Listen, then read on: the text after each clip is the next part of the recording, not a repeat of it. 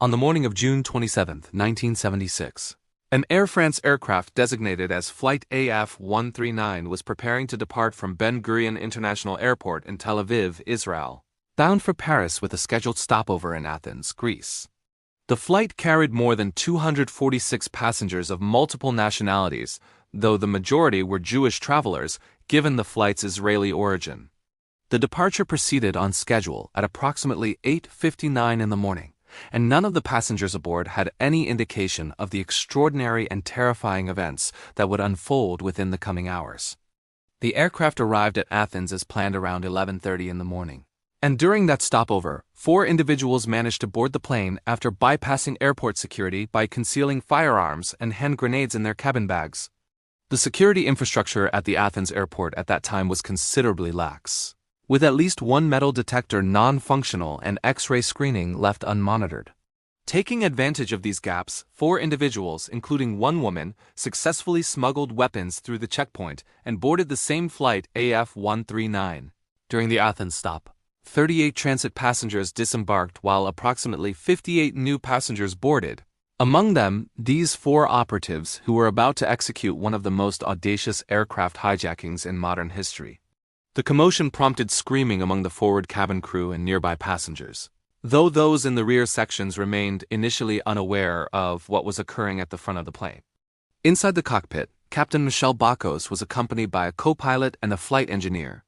Upon hearing the disturbance, the captain instructed the flight engineer to step outside and assess the situation. But the moment the engineer opened the cockpit door, he was confronted by one of the hijackers, a man whose real name was Wilfried, who pressed a gun to his head while holding a grenade in his other hand and forced his way into the cockpit.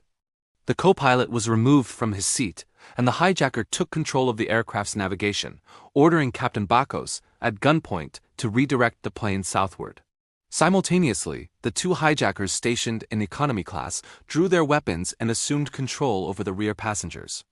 Within 2 to 3 minutes, the entire aircraft was under the complete control of the hijackers. Using the cockpit microphone, the lead hijacker addressed all passengers in both English and French, declaring that the plane had been hijacked, that he was now the captain, and that compliance with their instructions would ensure everyone's safety while any resistance would result in the plane being destroyed. Of the 4 hijackers, 2, identified as Jael and Fayez, were members of the Popular Front for the Liberation of Palestine, an organization fighting for Palestinian independence against Israel, while the remaining 2, Brigitte and Wilfried, belonged to the German Revolutionary Cells, a radical group opposing the perceived dominance of the United States and Western powers.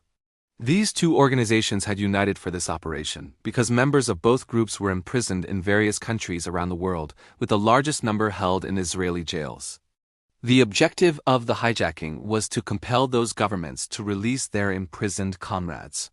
Following the captain's compliance with the order to turn south, the plane crossed into Libyan airspace around 3 o'clock in the afternoon, and after informing the Libyan air traffic control of the situation and the aircraft's diminishing fuel supply, permission was granted to land at Benghazi. The stopover in Libya lasted 6 to 7 hours, during which the plane was refueled. Passengers were given food, and one of the hijackers methodically collected all passenger passports and processed their documents with an almost bureaucratic calm that belied the gravity of the situation.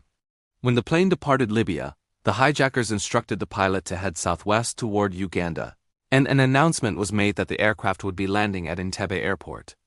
The news of Uganda as the destination deepened the fear among the passengers, particularly among the Israeli and Jewish travelers, as Uganda's president at the time, Amin, was internationally notorious for his volatility, his brutal suppression of political opposition, the alleged killing of thousands of his own people, and his staunchly anti-Israel stance following his decision to sever all diplomatic ties with the country.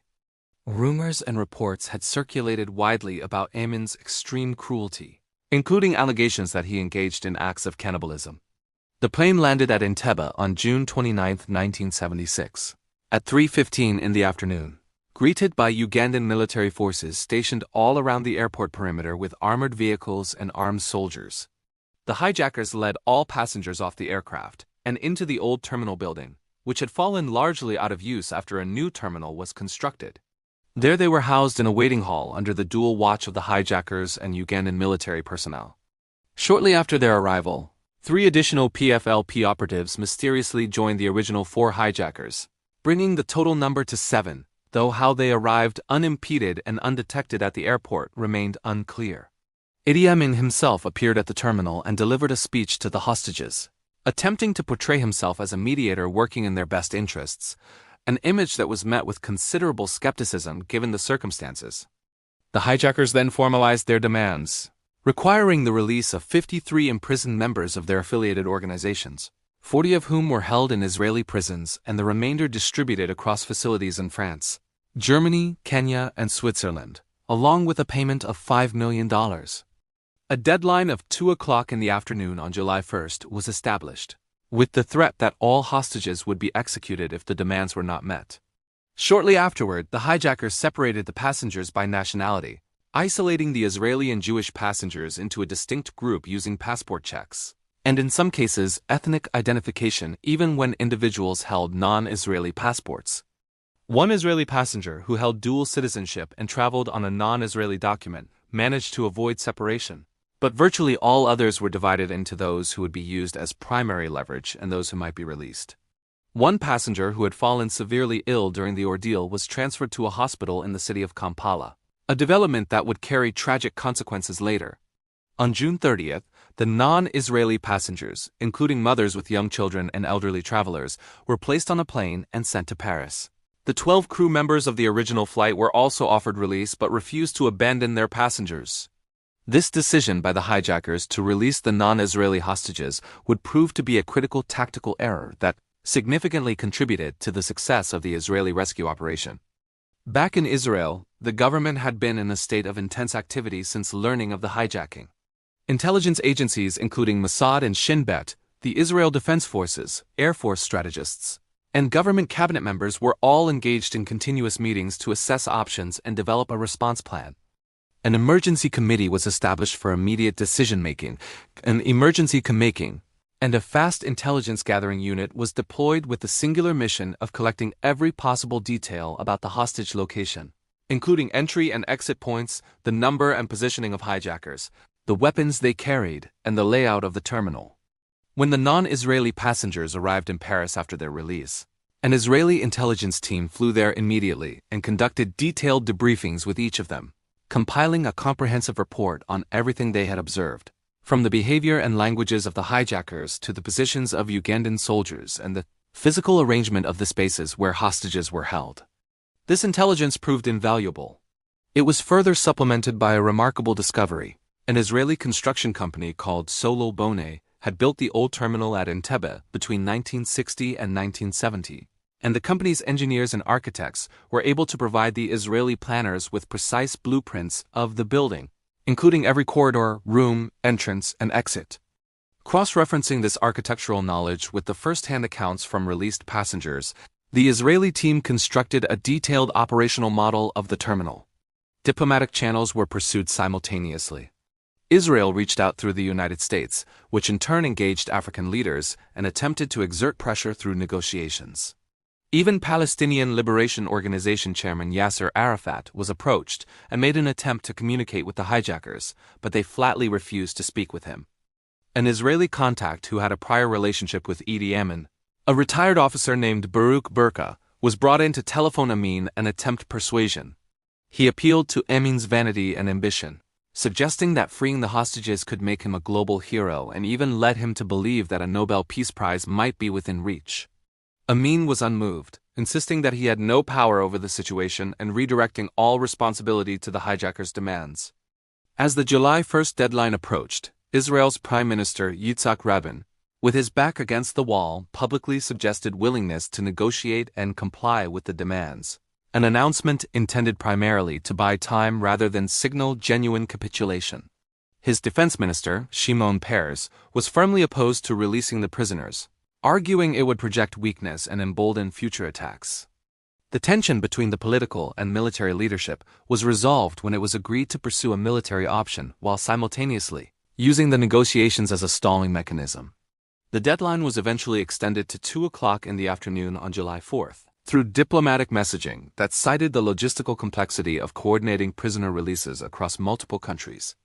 On July 1st, 3 separate rescue plans were presented to senior military and political leadership by Brigadier General Dan, each involving different modes of insertion including naval commandos via Lake Victoria, paratroopers dropped from aircraft, and a disguised civilian plane approach.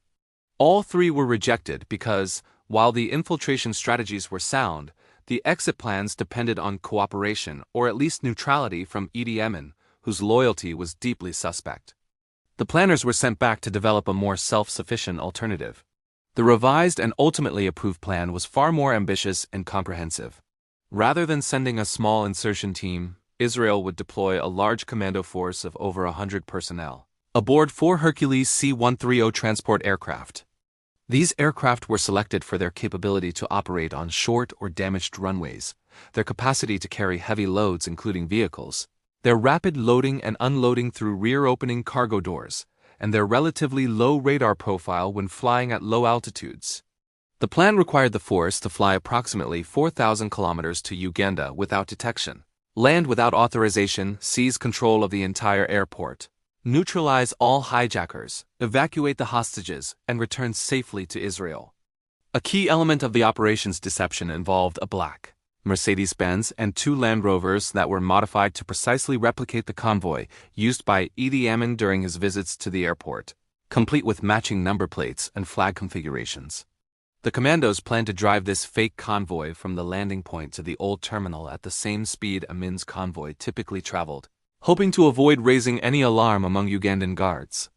Because the operation needed to occur under cover of darkness and had to be completed before the July 4th deadline, the final approval was granted on the evening of July 3, 1976, with execution set for that same night.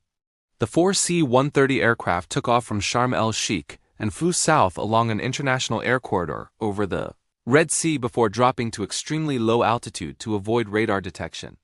They passed through Ethiopian and Kenyan airspace before approaching Lake Victoria and the Entebbe airport from the south. The first aircraft, which carried the primary assault team of 29 commandos from the elite Sayeret Matkal unit, led by Lieutenant Colonel Yonatan Netanyahu, the older brother of future Israeli Prime Minister Benjamin Netanyahu, landed with its lights off and 2 of its 4 engines cut to minimize noise. The rear cargo doors were opened while still airborne to enable rapid unloading, and upon landing, a battery-powered signal light was used to guide the other aircraft in. The fake Amin convoy rolled toward the old terminal at the expected speed of 40 kilometers per hour, but a complication arose when 2 Ugandan security guards, aware that Amin had recently switched to a white Mercedes and had been using it for the past 2 days, became suspicious of the approaching black vehicle. When they moved to stop the convoy roughly 300 meters from the terminal, a commando in the rear vehicle fired an unsuppressed shot, creating a loud report that echoed across the airfield and risked alerting everyone inside. The convoy was immediately abandoned and the commandos sprinted the remaining distance on foot. As they approached the terminal, Ugandan soldiers positioned on the old control tower opened fire, and while 2 teams engaged them, Yonatan Netanyahu led his core group toward the main hall. During this movement, a shot fired by a Ugandan officer from behind struck Netanyahu, and he died from the wound at the scene. Despite losing their commander at the very outset of the assault, the team did not falter. As they breached the terminal, 1 hijacker emerged and was shot immediately. Inside the main hall, 2 more hijackers opened fire and were killed. The commandos announced over a megaphone in both English and Hebrew for hostages to remain down. But in the chaos, 1 passenger rose and was tragically mistaken for a hijacker and killed. After clearing the main hall, commandos were directed by hostages toward a connecting room where the remaining hijackers had taken position. Grenades were used before the commandos entered and killed the last of the 7 hijackers. The entire hostage area was then secured, and a radio signal was sent to the supporting teams confirming that the evacuation could begin.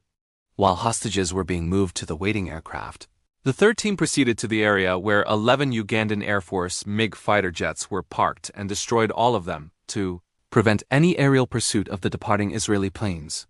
The complete operation lasted 53 minutes on the ground, with the actual assault taking approximately 30 minutes. All 7 hijackers were killed. 3 hostages died in the crossfire. 1 hostage, Dora Block, who had been transferred to a Kampala hospital before the raid, could not be rescued and was later reported dead under circumstances consistent with her having been killed on Idi Amin's orders as retaliation. The 4 aircraft flew to Kenya for refueling before continuing back to Israel, landing at Ben Gurion Airport, the same terminal from which the passengers had originally departed for Paris a week earlier. The operation was subsequently renamed from Operation Thunderbolt to Operation Yonatan in honor of Lieutenant Colonel Yonatan Netanyahu, who remained the sole Israeli commando killed during the mission and who was mourned as a national hero. The immense public sympathy and admiration generated by his sacrifice played a significant role in elevating the profile of his younger brother Benjamin Netanyahu in Israeli political life, contributing to the latter's eventual rise to the position of prime minister. To this day, the operation is widely regarded as one of the most daring, precisely executed, and logistically extraordinary long-distance hostage rescue missions ever undertaken in military history. 1.